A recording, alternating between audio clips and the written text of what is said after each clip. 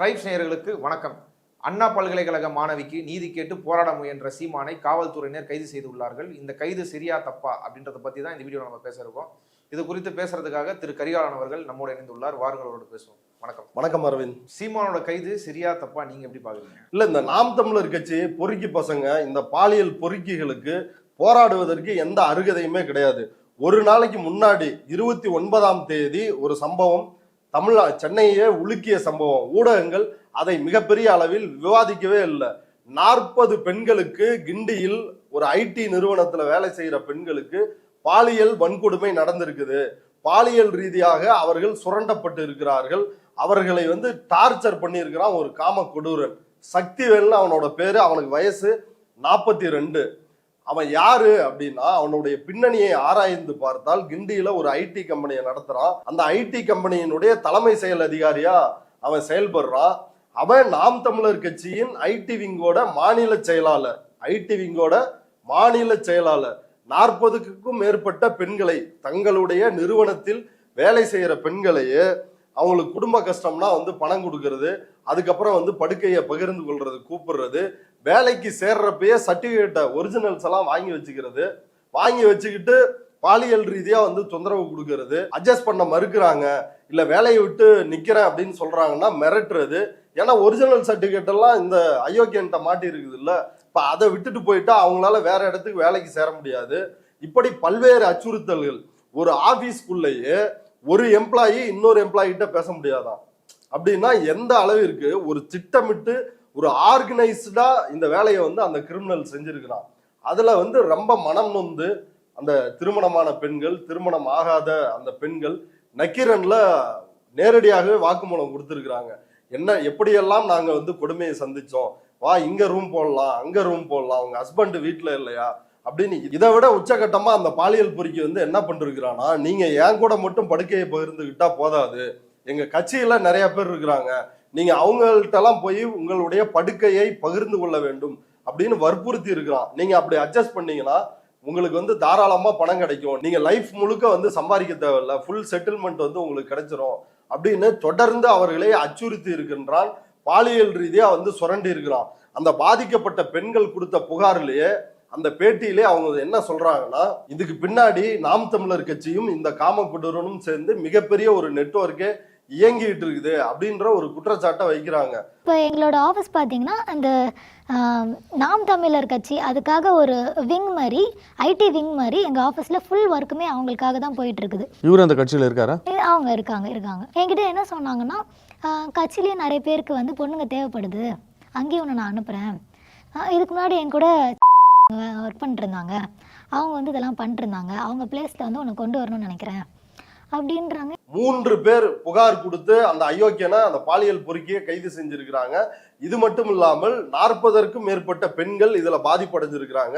அவனோட செல்போன்ல இந்த பெண்களை ஆபாச படம் எடுத்து மிரட்டுவது, லேப்டாப்ல அது மாதிரியான வீடியோக்களை பதிவு செஞ்சு வச்சிருந்திருக்கிறான். இப்படி ஒட்டுமொத்தமாக 40 பேரை சூறையாடி இருக்கிறான் இந்த அயோக்கிய திருட்டு நாய். அந்த நாயை இதுவரைக்கும் இவனுங்க கட்சியை விட்டு நீக்கல. சைமனுக்கு இப்படி போராடுவதற்கு எந்த அருகதையாவது இருக்குதா? அவன் ஏதோ சாதாரண தொண்டர் கிடையாது, அவன் மாநில செயலாளர், ஒரு மாநில நிர்வாகி. இப்படி ஒரு அயோக்கியத்தனத்தை செஞ்சிருக்கிறான். இது வரைக்கும் இந்த புறம்போக்கு சீமானோ இல்ல மற்ற இந்த கட்சியில் உள்ள எந்த யோக்கியனோ வாய் திறந்து இவனை கட்சியை விட்டு நீக்கணும், இல்ல நீக்கிறோம் அப்படின்னு சீமான்கிட்ட பேசினானுங்களா? அப்படி ஏதாவது அறிவிப்பு இப்ப வரைக்கும் பொதுவெளியில வந்திருக்குதா? அப்ப இவர்களுக்கு நீதி கேட்டு போராடுறது முக்கியம் இல்ல. அண்ணா பல்கலைக்கழக மாணவிக்கு ஒரு அட்டென்ஷன் சீக்கிங். எங்க கட்சியும் உயிரோடு இருக்குது. இந்த பிரச்சனை நடந்து 1 வாரம் ஆகுது. இந்த குடிகார நாயி இன்னைக்குதான் போதை தெளிஞ்சிருக்குது, இன்னைக்கு போராட்டம்னு கிளம்பி வந்திருக்கிறான். இவனுக்கு என்ன ஆயிடுச்சுன்னா, விஜய் கட்சி தொடங்கின பிறகு நாம் தமிழர் கட்சியில் இருக்கின்ற நிர்வாகிகள் எல்லாம் விஜய் கட்சியை நோக்கி தொடர்ச்சியா போயிட்டு இருக்கிறாங்க. கட்சி காலியாகிறது, கூடாரம் காலியாகி விட்டது அப்படின்றது தெளிவாக எல்லாருக்கும் தெரிஞ்சிருச்சு. ஒவ்வொரு மாவட்ட நிர்வாகிகளும் போன மாசத்துல தொடர்ச்சியா கட்சியை விட்டு விலகிறேன்னு வந்துட்டு இருந்தாங்க. அது எல்லாருமே பார்த்திருப்போம். அப்ப தன்னுடைய கட்சியில் ஆட்கள் இருக்கிறார்கள், நாங்க ஒரு பெரிய கட்சி அப்படின்ற தோற்றத்தை உருவாக்குவதற்காகத்தான் இன்றைக்கு இந்த போராட்டத்தை சீமான் நடத்தினான். இன்றைக்கு சென்னையிலிருந்து கலந்து கொண்டவர்கள் மிக மிக சொற்பமான எண்ணிக்கையில் உள்ளவர்கள். தமிழ்நாடு முழுக்க இருந்து சீமான் திரட்டி இருக்கிறான். திரட்டினதுல மொத்தமாவே இவ்வளவுதான் வந்து நாம் தமிழர் கட்சியில் இன்றைக்கு சென்னைக்கு வந்தவர்கள். அவ்வளவுதான் இன்றைக்கு நடத்திய சீமானினுடைய போராட்டத்தின் யோகிதை. நடவடிக்கை எடுக்கல அப்படின்னு காலையில சைமன் கார்ல உட்காந்துக்கிட்டே பேட்டி கொடுக்குறான். இதை சொல்றதுக்கு ஏதாவது யோகிதை இருக்குதா? என்ன நடவடிக்கை எடுக்கல? நீ ஏதாவது பேப்பர் பாக்குறியா இல்ல இந்த 7 நாளா குடிச்சு மட்டையா இருந்திருக்கியா? நடவடிக்கை எடுத்திருக்கிறாங்க. பாதிக்கப்பட்ட பெண் வந்து புகார் கொடுத்திருக்கிறாங்க. உடனடியா அந்த வன்கொடுமையில் ஈடுபட்ட ஞானசேகரன் வந்து கைது செய்யப்பட்டிருக்கிறான். அவனை சிறையில் அடைச்சிருக்கிறாங்க. அடுத்து வந்து ட்ரையல் நடக்க போகுது. புலன் விசாரணை தொடர்ந்து நடந்து கொண்டு இருக்கிறது. காவல்துறை கமிஷனர் இது தொடர்பா ஒரு நீண்ட விரிவான விளக்கத்தை வந்து கொடுத்திருக்கிறாரு. அப்படியெல்லாம் இருக்கும் பொழுது இவன் வந்து நடவடிக்கையே எடுக்கல அப்படின்னு கூச்சமே இல்லாம பேசுறான். கமிஷனர் சொன்னார் இல்லைங்களா, ஏரோப்ளைன் மோட்ல வந்து போட்டு இருந்திருக்கிறான் செல்ல அந்த பொண்ணை வந்து அச்சுறுத்தும் பொழுது அப்படின்னு. அதை வந்து சீமான்ட்ட வந்து ஒரு 4 நாளைக்கு முன்னாடி கேட்குறாங்க. சீமானு அவன் என்ன ஃப்ளைட்ல இருந்தானா ஏரோப்ளைன் மோட்ல போடுறதுக்கு அப்படின்னு. இவன் எந்த அளவு தற்கொலை முண்டான்னு யோசிச்சு பாருங்க. இந்த முண்டத்துக்கு எதுவுமே தெரியல. ஆனா வெளியே வந்து நீ பாதுகாப்பு கொடுத்தியா, நீ பாதுகாப்பு கொடுத்தியா. தமிழ்நாட்டில் இருக்கின்ற பெண்களை பொறுத்தவரை அவர்களுக்கு அரசியல் கட்சிகளில் இருப்பவர்களில் 2 கட்சியில இருந்தா மிகப்பெரிய ஆபத்து இருக்குது. ஒண்ணு பாஜக, இன்னொன்னு நாம் தமிழர் கட்சி. பாஜகவுல கட்சிக்குள்ள இருக்கிற பெண்களையும் பாலியல் வன்கொடுமை செய்வானுங்க, வெளியில் இருக்கின்ற பெண்களையும் பாலியல் வன்கொடுமை செய்வானுங்க. நாம் தமிழர் கட்சி அப்படிதான், கட்சிக்குள்ள இருக்கிற பெண்களையும் பாலியல் வன்கொடுமை செய்வானுங்க.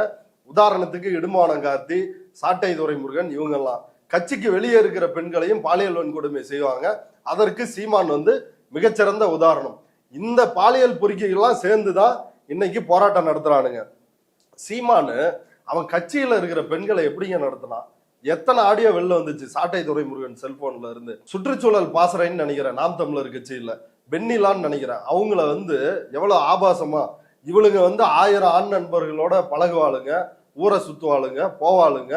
இவளுங்க வந்து பெண்ணியன்னு பேசுறாளுங்க அப்படின்னு எவ்வளவு கேவலமா பேசினாரா இல்லையா? அந்த ஆடியோ வந்துச்சா இல்லையா? அடுத்து காளியம்மால எவ்வளவு தரக்குறைவா மசுறு பிசுறு உசுறு அப்படின்னு எவ்வளவு கேவலமா வந்து பேசினாரு. இது வெளில வந்துச்சா இல்லையா? இதே சீமான் பொள்ளாச்சி பாலியல் வன்கொடுமை சம்பவம் நடக்கும் பொழுது எத்தனை போராட்டங்களை நடத்தினார்? ஒண்ணுமே கிடையாது. அறிக்கை விடுறது, பேருக்கு வந்து சீன் போட்டது, இவ்வளவுதான் நடந்துச்சே ஒழிய வேற எதுவுமே செய்யல. இப்ப அதிமுக ஆட்சி காலத்தில் கிட்டத்தட்ட ஃபர்ஸ்ட் அந்த வீடியோக்கள் வந்து வெளில வருது. பொள்ளாச்சி பாலியல் வன்கொடுமை சம்பவம் தொடர்பா அண்ணா எங்களை வந்து விட்டுருங்கன்னா, பெல்ட்டால அடிக்காதீங்கன்னா அப்படின்னு அந்த கதறல் சத்தத்தோடு ஆடியோக்கள் வீடியோக்கள் வந்து வெளியாகுது. வெளியாகியும் அதிமுக அரசு எந்த நடவடிக்கையும் எடுக்கல. அடுத்து மறுநாள் வந்து பாதிக்கப்பட்ட பெண்கள் வந்து புகார் கொடுக்குறாங்க, அவர்கள் வந்து மிரட்டப்படுறாங்க. அதற்கு அடுத்து மறுநாள் வந்து திமுக தமிழ்நாடு முழுக்க போராட்டத்தை அறிவிக்கிறாங்க. முதலமைச்சர் மு.க. ஸ்டாலினே இறங்கி அந்த போராட்டத்தை வந்து அன்றைக்கு எதிர்கட்சி தலைவராக இருக்கும் பொழுது நடத்தினாரு. அதற்கு பிறகுதான் எஃப்ஐஆர் பதிவு செய்யப்படுது. அதற்கு பிறகுதான் அதுவும் கீழ்நிலையில் இருக்கின்ற அதிமுக குற்றவாளிகள் தான், கீழ்நிலையில் இருக்கிறவங்க தான் கைது செய்யப்படுறாங்க. மேல அதிமுகவினுடைய அன்றைக்கு முன் அமைச்சர்கள் எம்எல்ஏக்களுடைய மகன்கள் வரைக்கும் தொடர்பு இருக்குது அப்படின்னு அன்றைக்கு நக்கீரன் பல்வேறு விஷயங்களை அம்பலப்படுத்தி பேசினாங்க. ஆனால் அன்றைக்கு கைது செய்யப்பட்டவர்கள் யாருன்னா மாணவர் அணியில கீழே வந்து துணை அமைப்பாளர்களாக இருப்பவர்கள், இப்படி கீழ்நிலையில் இருப்பவர்கள், அருளானந்தம், பார் நாகராஜன், திருநாவுக்கரசு அப்படின்னு ரொம்ப கீழ்நிலையில் பதவி பொறுப்பில் இருந்தவர்கள் மட்டும்தான் அதிமுக அரசு கைது செய்தது. கடுமையான போராட்டத்திற்கு பிறகு பாதிக்கப்பட்ட மாணவிகளை புகார் கொடுக்க விடாமல் அச்சுறுத்தினார்கள். புகார் கொடுத்தவங்களோட டீடைல்ஸை வந்து அரசாணையிலே வெளியிட்டாங்க. இப்படியெல்லாம் கேவலமாக அதிமுக அரசு நடந்த பொழுது சீமான் வந்து என்ன பண்ணாரு? சித்தப்பா ஆட்சி சிறப்பாக இருக்கிறது அப்படின்னு பேட்டி கொடுத்துட்டு இருந்தாரு.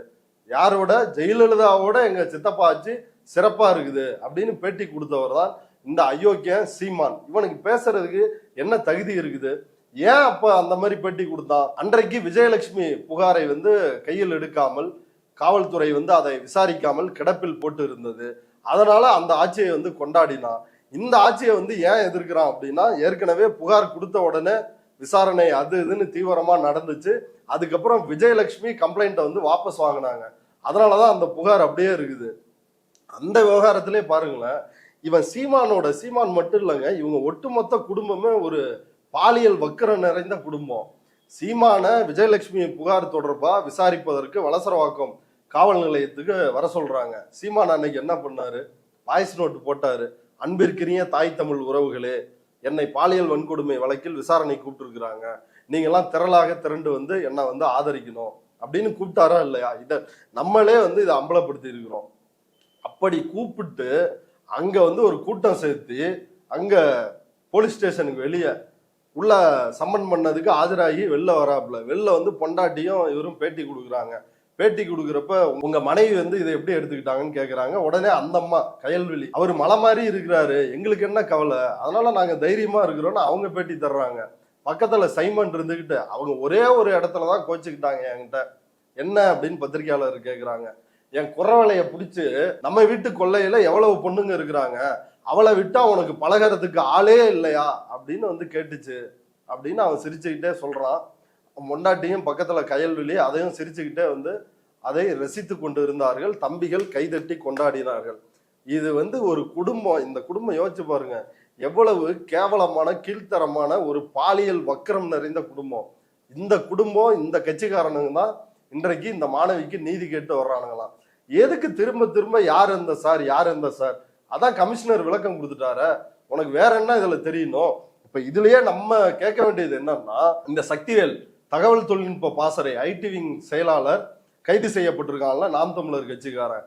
எங்க கட்சிக்காரங்களுக்கும் நீங்க வந்து அட்ஜஸ்ட் பண்ணுன்னு சொன்னாங்கல்ல, அவங்களாம் யார்? அவர்கள் எல்லாம் சீமானா, இடுமானம் கார்த்தியா, சாட்டையா, யாருன்றத காவல்துறை வந்து விசாரிக்கணும். கட்சியில மற்றவர்களோடும் வந்து நீங்க அட்ஜஸ்ட் பண்ணணும் அப்படின்னு சொல்லி ஒரு வேலையை வந்து இந்த சக்திவேல் செஞ்சிருக்கிறான்னா, அப்ப நாம் தமிழர் கட்சியில் யார் யாரெல்லாம் இந்த கம்பெனியில் வேலை செய்கின்ற பெண்களிடம் அத்துமீறி இருக்கிறார்கள், பாலியல் வன்கொடுமையில் ஈடுபட்டிருக்கிறார்கள் அப்படின்றதையும் காவல்துறை வந்து விசாரிக்கணும். இந்த ஆடியோ வீடியோக்களை எடுத்து வைத்து அந்த பெண்களை வந்து மிரட்டுற வேலையில செஞ்சிருக்கிறாங்க. அதுலயும் சக்திவேல் மட்டும்தானா இல்ல மற்ற நாம் தமிழர் கட்சி நிர்வாகிகளுக்கு தொடர்பு இருக்குதா அப்படின்றதையும் விசாரிக்கணும். இப்போ உண்மை இப்படி இருக்கிறப்ப யார் எந்த சார் யார் எந்த சாருன்னா, உன் கட்சிக்காரெல்லாம் சேர்ந்து ஒரு ஐடி கம்பெனி நடத்தி அந்த ஐடி கம்பெனியில் இருக்கிற பெண்களை சூறையாடிட்டு நீ காவல்துறை விளக்கம் கொடுத்த வேண்டி யார் எந்த சாரு யார் எந்த சாருன்னா, அவன் பாருங்களேன் தீர்வா இதுக்கு என்னன்னா, முதலமைச்சரோ துணை முதலமைச்சரோ வந்து சாப்பிட்டா கவலைப்படாதீங்க, வருத்தப்படாதீங்க, தப்பு நடந்துருச்சு, இனிமேட்டு பாத்துக்கலாம் அப்படின்னு வந்து சொல்லணுமா? இது அசிங்கமா இல்ல? தப்பு நடந்திருக்குது, உடனடியா நடவடிக்கை எடுக்கிறேன், அந்த பெண்ணினுடைய பாதுகாப்பை உறுதி செய்யறேன், வேற எந்த பெண்கள் பாதிக்கப்பட்டிருந்தாலும் வந்து புகார் கொடுங்க அப்படின்றதான் அரசு தரப்பில் அமைச்சர் வந்து அதான் சொல்லிருக்கிறாரு, காவல்துறை ஆணையர் வந்து அதான் சொல்லிருக்கிறாரு. இதுக்கு மேல வேற எப்படி சொல்லணும்? அப்ப இவன் வந்து வேற ஒண்ணுமே இல்லைங்க, ஒரு வாரமா சரக்கு அடிச்சு போதையில இருந்திருக்கிறான், இன்னைக்குதான் போதை தெளிஞ்சிருக்குது, நானும் ஒரு கட்சி நடத்துறேன் அப்படின்றதுக்காக கிளம்பி வந்திருக்கிறான். இதுல பாருங்களேன் எல்லாமே ஒரே லைனு. அண்ணாமலை இந்த பாதிக்கப்பட்ட மாணவியினுடைய பிரச்சனையை திசை திருப்பிட்டான். உண்மையில் பல்கலைக்கழகங்கள் எப்படி இருக்கிறது, அதுல மாணவர்களுடைய பாதுகாப்பு எப்படி இருக்குது, இந்த பல்கலைக்கழகங்களுக்கு துணைவேந்தர் போடாம இருக்கின்ற ஆளுநர் வந்து எப்படி செயல்பட்டு கொண்டு இருக்கின்றார், இப்படி பல்வேறு பிரச்சனைகள் ஒரு மாணவர் நோக்குல இருந்து அதை எல்லாத்தையும் அணுகி இருக்கணும்.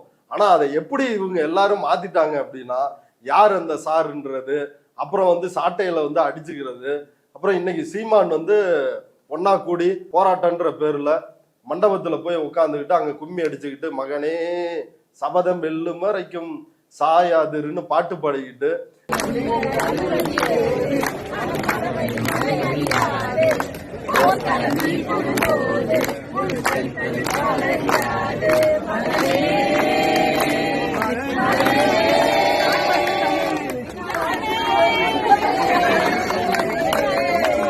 இப்படி கூடி கும்மாளம் அடிக்கின்ற விதமாக மெயின் பிரச்சனையில இருந்து மொத்தமா திசை திருப்பிட்டானுங்க. உண்மையில் கல்வி நிலையங்களில் மாணவர்கள் மாணவிகள் எதிர்கொள்கின்ற சவால்கள் என்ன அப்படின்னு இருக்க வேண்டிய விவாதம் இன்னைக்கு என்ன ஆயிருச்சுன்னா, முற்று முழுதாக அது அரசியலாக்கப்பட்டிருக்குது. அதுவும் கோமாளித்தனமான அரசியலா மாற்றப்பட்டிருக்குது.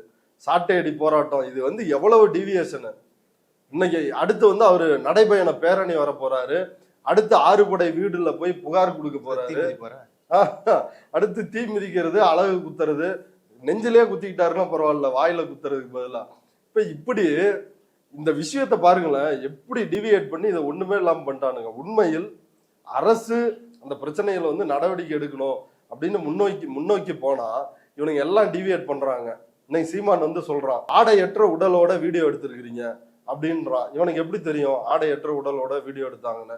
இதெல்லாம் வந்து அந்த பெண்ணினுடைய மாண்பை சிதைக்கின்ற வேலையா இல்லையா? அண்ணாமலை இதை விட மோசமா ஒன்ன சொன்னான், அந்த எஃப்ஐஆர்ல இருக்கிற டீட்டெயில்லாம் வெளில சொன்னான். இவனா அதே மாதிரி பேசுறான். நீங்க எல்லாம் நீதி கேட்க வந்தீங்களா இல்ல அந்த பாதிக்கப்பட்ட பெண்ணை போஸ்ட்மார்ட்டம் செய்ய வந்தீங்களான்றது இருக்குது இல்ல. இவங்க பண்றது போஸ்ட்மார்ட்டம் தானே பண்ணிட்டு இருக்கிறாங்க.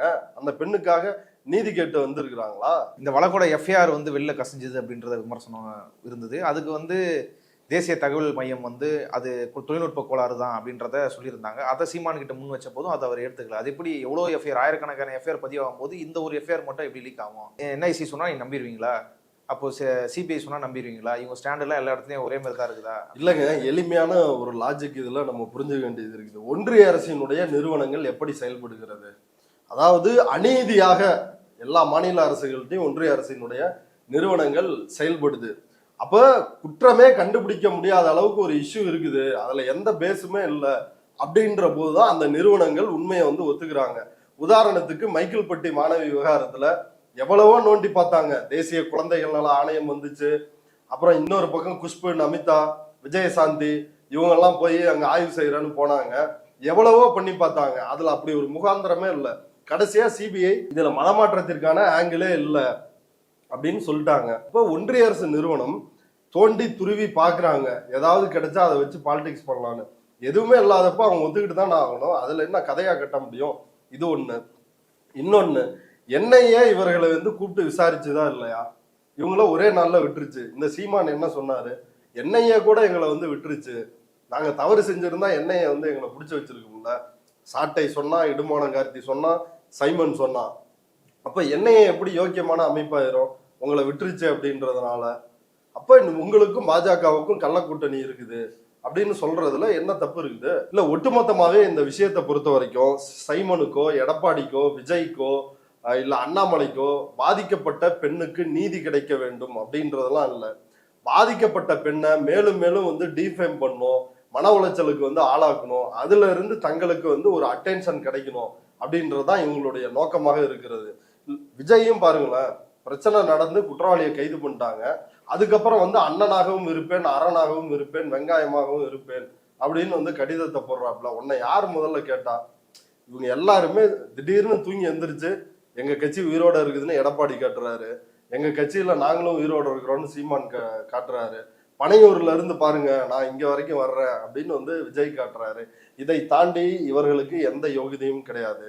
எஸ்எஃப்ஐ போன்ற மாணவர்கள் அமைப்புகள், மாதர் சங்கங்கள் இதுல நேர்மையா போராடுறாங்க. அவங்களுடைய கோரிக்கைகள் தான் நியாயமானது. இவ்வளவு நேரம் இந்த செய்தி குறித்து உங்க கருத்துக்களை பகிர்ந்து கொண்டதுக்கு நன்றி. நன்றி.